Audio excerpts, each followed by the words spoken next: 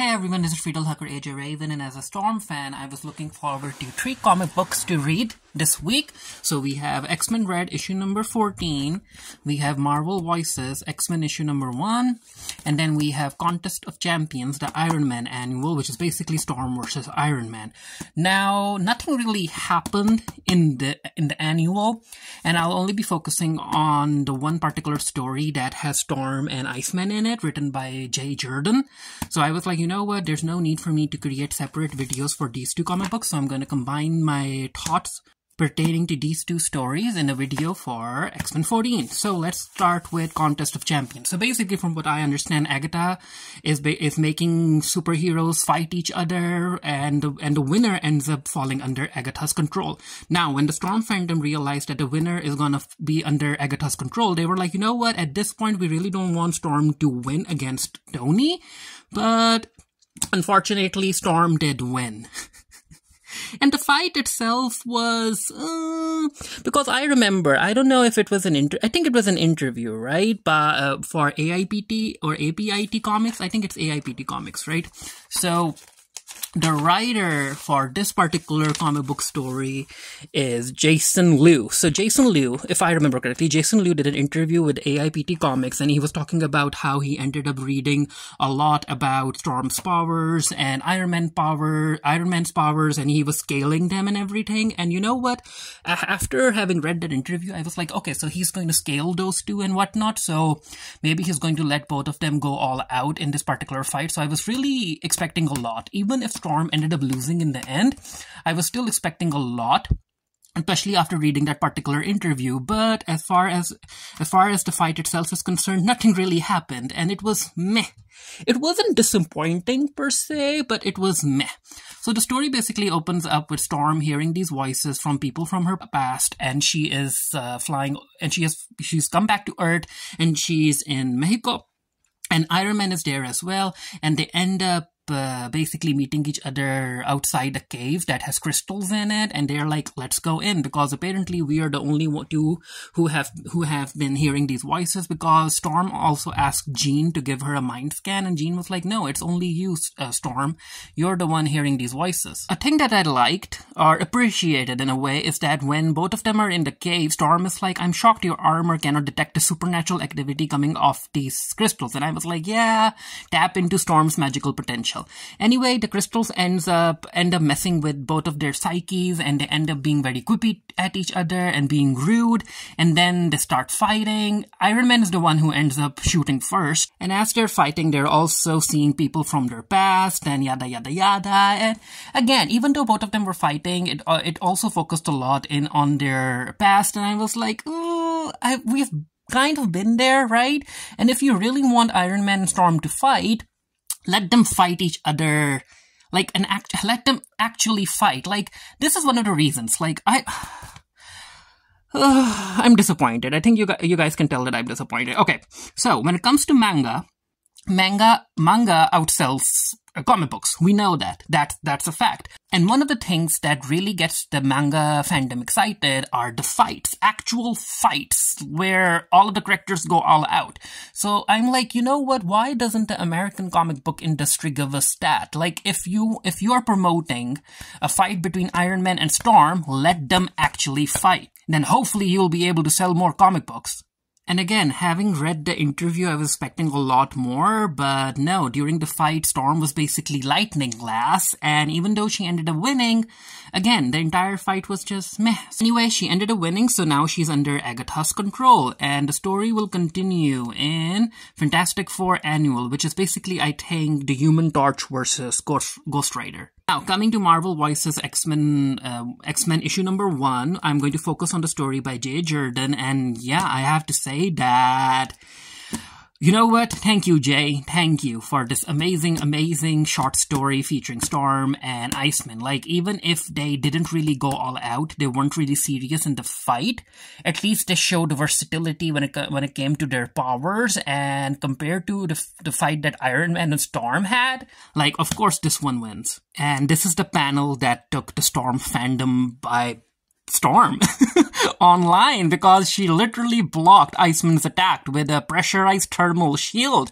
And a lot of people out there, they were like, no, how the heck can Storm do that? And I'm like, this isn't the first time she's done that. Storm has been known and has been shown on comic book panels to control pressure like that, and she ended up doing that in front of Iceman.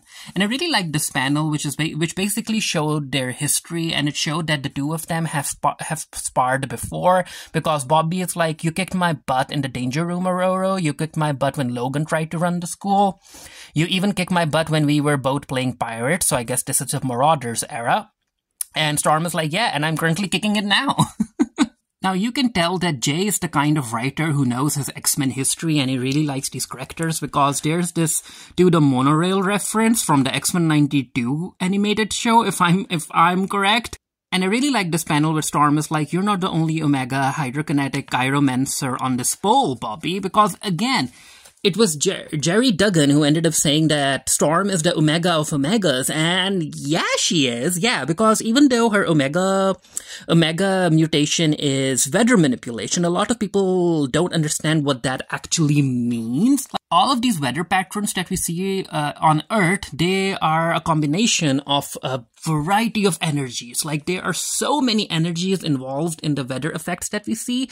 So when Storm is like, hey, I'm an Omega level mutant when it comes to weather manipulation, that means that all of the energies that fall under weather creation and even more, Storm is an Omega level in all of those energies. So that means that, hey, if Iceman can create ice, Storm can do that too. If Magneto can create electromagnetic shields, well, Storm can do that too. It's a fun little fight, and I really like this line where Bobby's like, plus remember, one of us is a gay icon, and Storm is like, and the other is you. And I was like, ooh, burn! Anyway, Bobby is like, I don't think I like this game anymore. Should we brunch? And then we have a panel where Storm and Bobby are sharing brunch. A bunch of other mutants over at Madripoor. And I really hope that Storm fans go out and buy this issue, and Marvel ends up giving Jay Jordan a Storm book, or a miniseries, or even a Storm and Iceman team-up book. And now it's time for X-Men Red, issue number 14, The Fall of X by Al Ewing.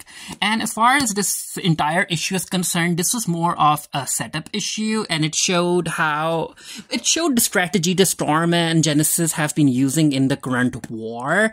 And I'm like, okay, I'm here for strategies, but I really want Genesis and Storm to fight already.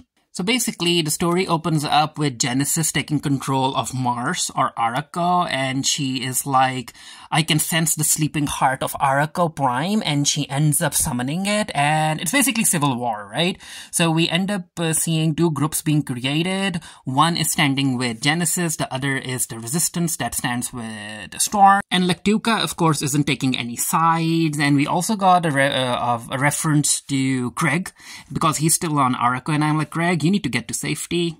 And of course, Kobuk isn't happy about what Lotus did, because Kobuk is like, I was challenged, and you took the challenge away from me, Lotus, how could you do that? And Lotus is like, well, it's because I care about you, I care for you.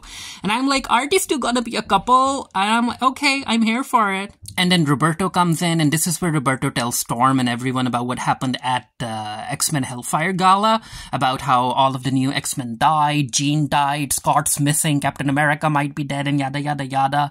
And this is where Storm realizes that, you know what, all of this was a setup, and that they need to go after Arcus. And I'm like, yeah, kill Arcus.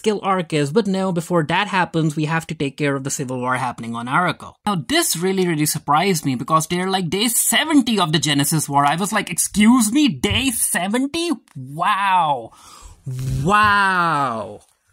But yeah, they're fighting at the sacred place where no one was supposed to fight, but because Storm's forces are over in the Morrowlands, Genesis doesn't care about the old rules anymore, and it's Genesis who ends up sending her troops into the valley, and of course the Resistance has to face them. And also, from what I could understand in the data page that was shared, Arcus ended up sending a bunch of mutants over to Arakko, so Storm is trying to take care of them as well, because the rations are scarce and everything, and all of those mutants that ended up going through the gates and ended up being in Arakko, they're very confused about what happened. So yeah, those mutants that went through the gate, they aren't dead.